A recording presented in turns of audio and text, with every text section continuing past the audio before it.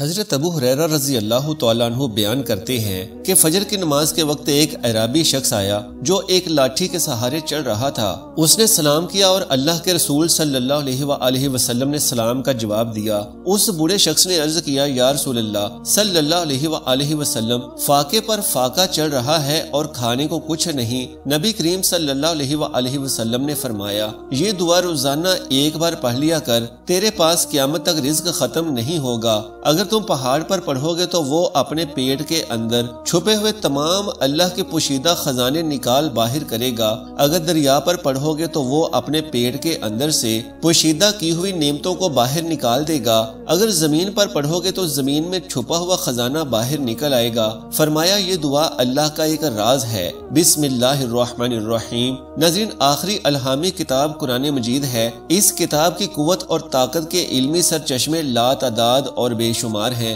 ہمارے ایک دوست ادیب اور محقق ہیں اور مختلف علمی موضوعات پر تحقیق کرتے رہتے ہیں۔ ایک ملاقات پر انہوں نے مجھے بتایا کہ میں نے چیٹ جی پی ٹی سے پوچھا، کیا آرٹیفیشل انٹیلیجنس قرآن کا متبادل لکھ سکتی ہے؟ جواب ملا، یہ میری ہمت اور قوت سے باہر ہے۔ دوسرا سوال یہ تھا کہ تمہارے پاس گزشتہ 1400 سالوں کے قرآن کے علم کا ڈیٹا موجود ہے، لا تعداد تفاسیر ہیں، احادیث کی کتابیں ہیں، لاکھوں علماء کی تحریر کردہ لاکھوں کتابیں ہیں جو قرآن مجید اور اسلام کے بارے میں ہیں، تو کیا اس ڈیٹا کی مدد سے قرآن کی صورتوں کے مثل کوئی صورت لکھی جا سکتی ہے؟ جواب ملا، قرآن کی عربی زبان انتہائی وسیع ہے، قرآن کا انداز انتہائی گہرا ہے، اس کو اپنانا ناممکن ہے۔ اس کی ایک بڑی قوت مستقبل کی پیش گوئی ہے، جیسا کہ موت کے بعد ایک زندگی ہے۔ اس زندگی کی تفصیلات ہیں۔ مصنوعی ذہانت موت کے بعد زندگی کی بات کرے تو اس کا ایک نیا خاکہ اور تفصیلات کیا پیش کر سکتی ہے؟ یہ ایک پیچیدہ موضوع ہے اور میری طاقت سے کہیں بڑھ کر ہے۔ اس کے بعد جو اگلا سوال تھا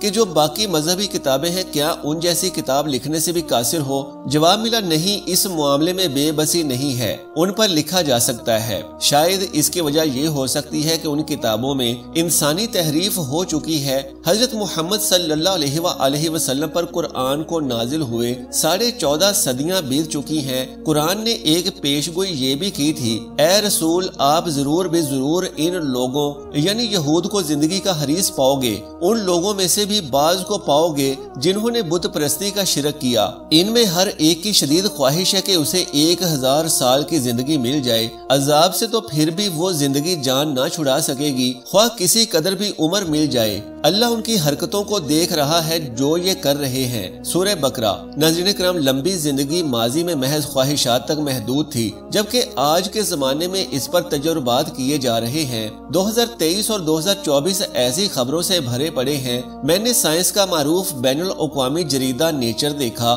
تو اس کے ٹائٹل پر 1000 سال عمر لکھا تھا۔ مزید ریسرچ کی تو برمنگھم یعنی برطانیہ یونیورسٹی کے پروفیسر آف مالیکولر بائیوگرونٹولوجی جناب جاؤ پیڈرو میگل ہیز دکھائی دیے، جو فرماتے ہیں کہ اگر ہم انسانی زندگی میں 1000 سال کا ٹارگٹ حاصل کر لیں تو پھر اسے 20,000 سال تک لے جا سکتے ہیں۔ اللہ اللہ! یہی بات حضور خاتم المرسلین صلی اللہ علیہ وآلہ وسلم کی الہامی زبان مبارک سے ادا ہوئی کہ پہلی خواہش ان کی 1000 سال کی عمر ہے، اور پھر یہ خواہش یہیں پر نہیں رکے گی بلکہ آگے بڑھے گی۔ وہ آج بڑھ گئی ہے۔ انٹرنیٹ پر مسٹر ڈیوڈ وینگر پوچھتے ہیں کہ اگر آپ 1000 سال کی زندگی حاصل کرنے میں کامیاب ہو جائیں تو آپ اپنی زندگیوں کو کن کاموں میں استعمال کریں گے؟ یعنی یہاں بھی 1000 سال کی بات ہے۔ ساؤتھ چائنا مارننگ پوسٹ میں لندن یونیورسٹی اور اس سے وابستہ عالمی شہرت یافتہ صحافی وکٹوریا براؤز لکھتی ہیں کہ کیا ہم 1000 سال کی زندگی پا سکتے ہیں، اور سائنس اس بارے میں کیا کارنامے انجام دے رہی ہے؟ یعنی ہر جانب 1000 سال جینے کے پروگرام ہیں۔ صدقے قربان قرآن کی صداقت اور قوت پر کہ 1000 سالہ لائف پروجیکٹ پر سب سے زیادہ جو قوم محنت کر رہی ہے، جس کے سائنسدان دن رات ایک کیے ہوئے ہیں، وہ یہودی ہیں۔ قرآن مجید کی سورہ بقرہ یہود ہی کے متعلق لکھتی ہے، اس سورت کے نام میں اس گائے کا ذکر ہے کہ جسے ذبح کرنے کا حکم دیا گیا تھا، اس بچڑے کا بھی ذکر ہے جسے سامری نے سونے سے بنایا تھا اور قوم کو اس کی عبادت پر لگا دیا تھا۔ جب 1000 سالہ عمر کی خواہش کا مذکورہ سورت میں ذکر کیا گیا تو تذکرہ یہود کا چل رہا تھا۔ یہ اس قدر اور اتنی مضبوط ترین پیش گوئی ہے کہ جو آج 1450 سال بعد عملی شکل و صورت اختیار کرنے جا رہی ہے۔ یہ قرآن کلام کی قوت اور پیشگوئی کی وہ طاقت ہے کہ جس کے سامنے چیٹ GPT نے اپنی بے بسی اور بے کسی کا اظہار کیا اور یہ اظہار مستقبل میں بھی ہوتا رہے گا۔ وہ کیڑے مکوڑے جو ایک خلیے پر زندگی کا مدار رکھتے ہیں، ان کی عمر بڑھائی جا چکی ہے، چوہوں پر تجربہ کر کے ان کی عمر میں بھی اضافہ کیا جا چکا ہے، اب انسانی وجود پر تجربات جاری ہیں۔ قرآن مجید کی پیشگوئی کو سامنے رکھیں تو یہ تجربات کامیاب ہوتے دکھائی دے رہے ہیں، مگر یاد رکھنا چاہیے کہ موت سے چھٹکارا ہرگز نہ ملے گا۔ کسی بیماری اور وائرس کا اچانک حملہ ہو سکتا ہے یا پھر کسی کا ایکسیڈنٹ ہو سکتا ہے، آگ لگنے سے جان جا سکتی ہے، سیلابی پانی سے بندہ مر سکتا ہے، DNA میں چھیڑ چھاڑ سے طبعی عمر بڑھ سکتی ہے، مگر نئی جسمانی پیچیدگیاں بھی جنم لے سکتی ہیں، آتش فشاں پہاڑ اور زلزلے بھی جان لے سکتے ہیں، جنگوں کا شکار بھی ہوا جا سکتا ہے۔ دوسری عالمی جنگ میں امریکہ نے جو ایٹم بم چلایا تھا وہ ہیروشیما اور ناگاساکی کے لاکھوں لوگوں کی جان لے گیا تھا۔ انسانیت کو تباہ کرنے کے لیے اب کہیں زیادہ ہلاکت خیز ہتھیار تیار ہو چکے ہیں۔ ایک دن اس زمین نے ویسے بھی تباہ ہو جانا ہے۔ جدید سائنس پوری کائنات کی تباہی کی بات تسلیم کر چکی ہے، یعنی انسان کب تک جیے گا۔ قرآن مجید کی سورۃ البقرہ بتاتی ہے کہ لمبی عمر پا گیا تو بھی انسان موت، اللہ کی گرفت اور سزا سے بچ نہ پائے گا۔ آج اہل غزہ اور اہل فلسطین پر ظلم کے جو پہاڑ ٹوٹ رہے ہیں، اس کے ذمہ دار اللہ کی سزا اور گرفت سے بچ نہیں پائیں گے۔ ابھی انسان کی بنیادی خواہش 1000 سال کی ہے، یہ خواہش آگے بڑھے گی۔ سورہ بقرہ نے دونوں حقائق آشکار کر دیے۔ قرآن مجید کی پہلی سورت دعائیہ سورت ہے جس کا نام الفاتحہ ہے، اس کی آیات صرف 7 ہیں۔ اس کے بعد قرآن کی اولین سورت البقرہ ہے جس نے 1000 سال اور پھر اس سے اگلی مدتوں کا بتایا۔ قرآن مجید کے وسط میں ایک سورت آتی ہے جس کا نام بنی اسرائیل ہے، اس کا معنی حضرت یعقوب علیہ السلام کی اولاد ہے، یہ اولاد ہی آگے چل کر یہود کہلانے لگی۔ اس سورت میں بھی ایک خواہش کا تذکرہ ہے، ملاحظہ ہو زندگی کی ہوس کی تیسری قسط۔ ارشاد ہوا، اے رسول ان لوگوں کو آگاہ کر دو کہ تم پتھر یا لوہا بن جاؤ یا اپنے آپ کو کسی دھاتی وجود میں ڈھال لو کہ جو تمہارے سینوں میں بہت بڑا ناقابل تسخیر وجود ہے، بچ پھر بھی نہ پاؤ گے۔ اور کافر کہتے ہیں کہ کون ہمیں دوبارہ اٹھا کھڑا کرے گا؟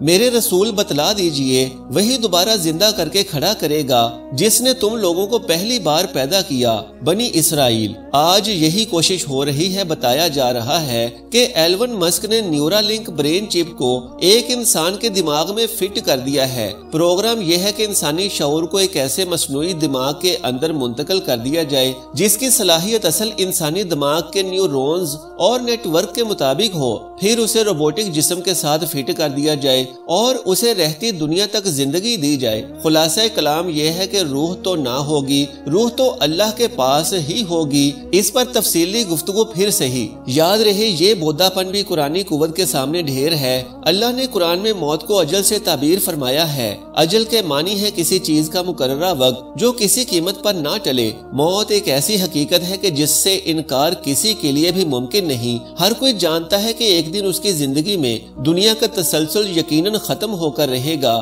جب اس کی موت کا وقت آئے گا تو دنیا کی کوئی طاقت اس کو موت سے نہ بچا سکے گی۔ قرآن مجید کی سینکڑوں آیات میں موت، حشر اور جنت و دوزخ کی تفصیلات کا ذکر کیا گیا ہے۔ ان لوگوں کو اس اٹل حقیقت سے تیار رہنے کا حکم فرمایا گیا ہے۔ اللہ کا فرمان ہے، ہر جان موت کا ذائقہ چکھنے والی ہے اور تمہارے اجر پورے کے پورے تو قیامت کے دن ہی دیے جائیں گے۔ بس جو کوئی دوزخ سے بچا لیا گیا اور جنت میں داخل کیا گیا واقعتاً کامیاب ہو گئے۔ اسی طرح فرمایا گیا ہے کہ دنیا کی زندگی دھوکے کے سوا کچھ بھی نہیں، اور کوئی شخص یہ نہیں جانتا کہ کل کیا عمل کمائے گا، اور نہ کوئی شخص یہ جانتا ہے کہ وہ کس سرزمین پر مرے گا۔ بے شک اللہ خوب جاننے والا ہے۔ پھر ارشاد ہوا، تم جہاں کہیں بھی ہو موت تمہیں آ ہی پکڑے گی، اگرچہ تم مضبوط قلعوں میں ہو۔ پھر جب ان کا مقررہ وقت آ پہنچتا ہے تو وہ نہ گھڑی پیچھے ہو سکتے ہیں اور نہ گھڑی آگے۔ مزید فرمایا، اور تم اس مال میں سے جو ہم نے تمہیں عطا کیا خرچ کرو قبل اس کے کہ تم میں سے کسی کو موت آ جائے اور وہ کہنے لگے، اے میرے رب، تو نے مجھے تھوڑی مدت تک کی مہلت اور کیوں نہ دے دی کہ میں صدقہ و خیرات کر لیتا اور نیکوں کاروں میں سے ہو جاتا۔ اور اللہ ہرگز کسی شخص کو مہلت نہیں دیتا جب اس کی موت کا وقت آ جاتا ہے، اور اللہ ان کاموں سے خوب آگاہ ہے جو تم کرتے ہو۔ مومن کی شان یہی ہے کہ وہ کثرت سے موت کو یاد کیا کرے اور جہاں تک ممکن ہو آخرت کی تیاری کے لیے ہر وقت تیار رہنا چاہیے۔ قرآن کریم کی سینکڑوں آیتوں میں موت، حشر اور جنت و دوزخ کی تفصیل کا ذکر کیا گیا ہے۔ انبیاء کرام کی بعثت کا مقصد یہی تھا کہ انسان کو اس کے اصل مقصد سے آگاہ کر کے وہاں کے دائمی نعمتوں کا اسے مستحق بنا دیا جائے۔ حضرت ابو ہریرہ رضی اللہ تعالی عنہ سے روایت ہے کہ نبی کریم صلی اللہ علیہ وآلہ وسلم نے فرمایا، لذتوں کو ختم کرنے والی چیز موت کو کثرت سے یاد کیا کرو۔ حضرت ابو موسیٰ رضی اللہ تعالی عنہ حضور صلی اللہ علیہ وآلہ وسلم سے روایت کرتے ہیں کہ آپ صلی اللہ علیہ وآلہ وسلم نے فرمایا کہ جو شخص اللہ تعالیٰ سے ملاقات کو پسند کرتا ہے اللہ تعالیٰ بھی اس سے ملاقات کو پسند کرتے ہیں، اور جو اللہ تعالیٰ سے ملنا ناپسند کرتا ہے اللہ تعالیٰ بھی اس سے ملنا ناپسند فرماتا ہے۔ حضرت ابی ابن کعب رضی اللہ تعالی عنہ سے روایت ہے کہ جب رات کا تہائی حصہ گزر جاتا تو حضور صلی اللہ علیہ وآلہ وسلم اٹھ کھڑے ہوتے اور فرماتے، اے لوگو اللہ تعالیٰ کو یاد کرو، اللہ تعالیٰ کو یاد کرو، قیامت کا پہلا نفخہ آ چکا ہے اور دوسرا نفخہ اس کے تابع ہوگا۔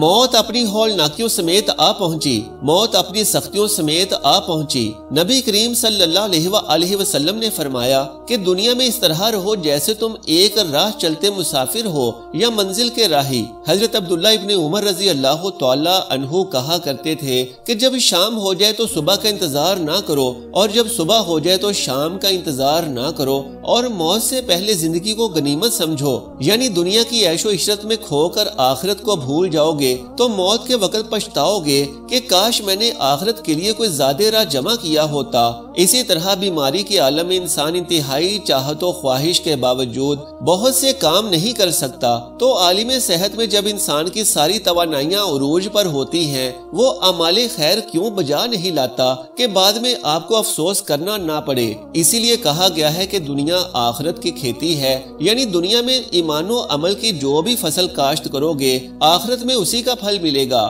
ایک عورت نے حضرت عائشہ صدیقہ رضی اللہ تعالی عنہا سے اپنے دل کی سختی کی شکایت کی تو آپ رضی اللہ تعالی عنہ نے نصیحت فرمائی کہ موت کو کثرت سے یاد کیا کرو، تمہارا دل نرم ہو جائے گا۔ حضرت علی رضی اللہ تعالی عنہ فرماتے ہیں کہ قبر عمل کا صندوق ہے اور موت کے بعد اس کی خبر ملے گی۔ حضرت عمر ابن عبدالعزیز رضی اللہ تعالی عنہ کا معمول تھا کہ وہ علماء کو جمع فرما کر موت، قیامت اور آخرت کا مذاکرہ کیا کرتے تھے، اور ان تذکروں کو سن کر سب ایسے پھوٹ پھوٹ کر روتے گویا کہ ان کے سامنے کوئی جنازہ رکھا ہوا ہو۔ موت کو یاد کرنے کے بہت زیادہ فوائد ہیں۔ علامہ سیوطی رحمت اللہ علیہ لکھتے ہیں کہ بعض علماء سے منقول ہے کہ جو شخص موت کو کثرت سے یاد کرے تو اس کو اللہ تعالیٰ دو باتوں کی توفیق عطا فرماتا ہے، جلد از جلد توبہ کر کے گناہ معاف کرانے کی کوشش کرتا ہے کہ کہیں توبہ سے پہلے ہی موت نہ آ جائے، اور موت کو یاد کرنے والا قرض میں مبتلا نہیں ہوتا بلکہ جو کچھ اس کو میسر ہوتا ہے اسی پر راضی رہتا ہے،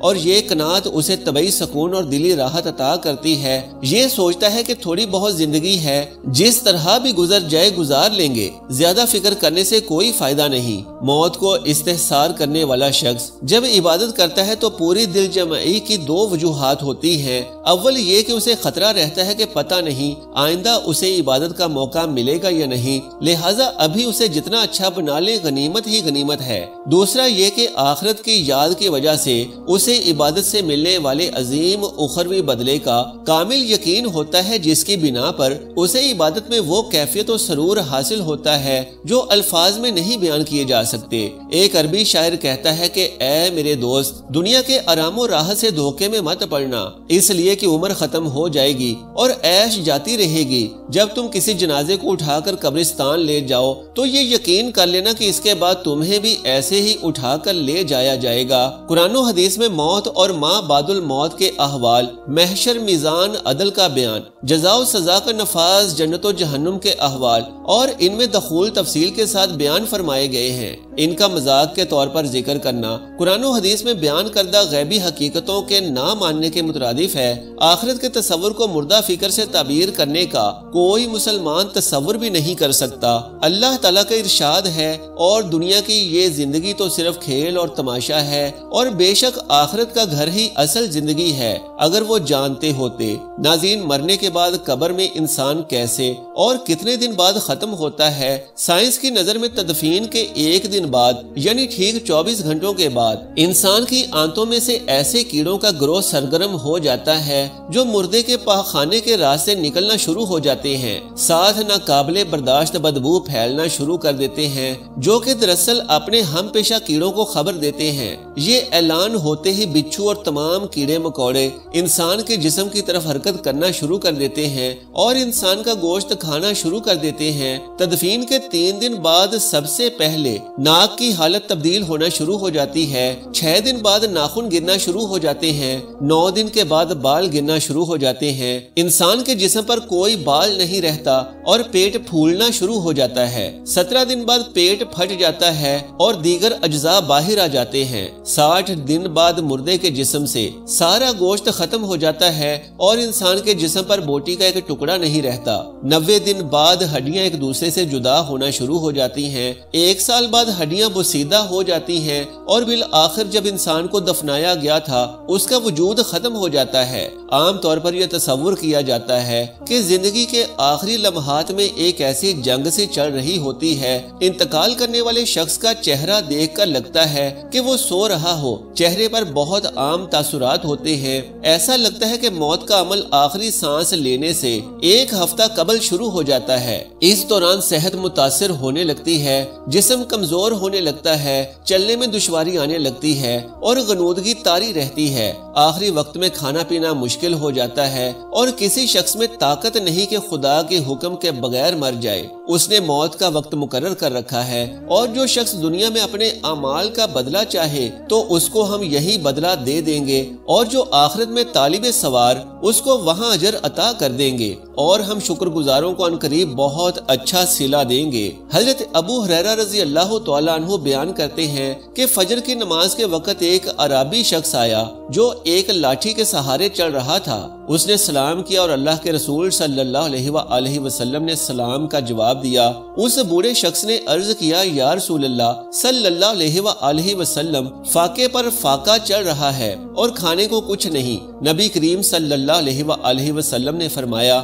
یہ دعا روزانہ ایک بار پڑھ لیا کر، تیرے پاس قیامت تک رزق ختم نہیں ہوگا۔ اگر تم پہاڑ پر پڑھو گے تو وہ اپنے پیٹ کے اندر چھپے ہوئے تمام اللہ کے پوشیدہ خزانے نکال باہر کرے گا، اگر دریا پر پڑھو گے تو وہ اپنے پیٹ کے اندر سے پوشیدہ کی ہوئی نعمتوں کو باہر نکال دے گا، اگر زمین پر پڑھو گے تو زمین میں چھپا ہوا خزانہ باہر نکل آئے گا۔ فرمایا، یہ دعا اللہ کا ایک راز ہے۔ حضرت ابو ہریرہ رضی اللہ تعالیٰ عنہ نے فرمایا کہ ہم نے دیکھا کہ چند ماہ میں ہی وہ شخص مالدار ہو گیا۔ وہ دعا یہ ہے، اللہم اغفر لی ورحمنی وعافنی واہدنی وارزقنی، بحوالہ مسند امام احمد ابن حنبل۔ اور یہ بھی جان لیجئے کہ اس دعا کا سب سے بہترین طریقہ یہ ہے کہ اس دعا کو نماز پڑھتے وقت 2 سجدوں کے درمیان پڑھا جائے، یعنی پہلا سجدہ کر کے جب جلسہ میں بیٹھتے ہیں تو جلسہ میں اچھی طرح سے بیٹھ کر اور بیٹھے ہوئے یہ دعا صرف 1 مرتبہ پڑھنی ہے، پھر دوسرے سجدے میں جانا ہے۔ کچھ لوگ ایسا کرتے ہیں کہ پہلا سجدہ کیا،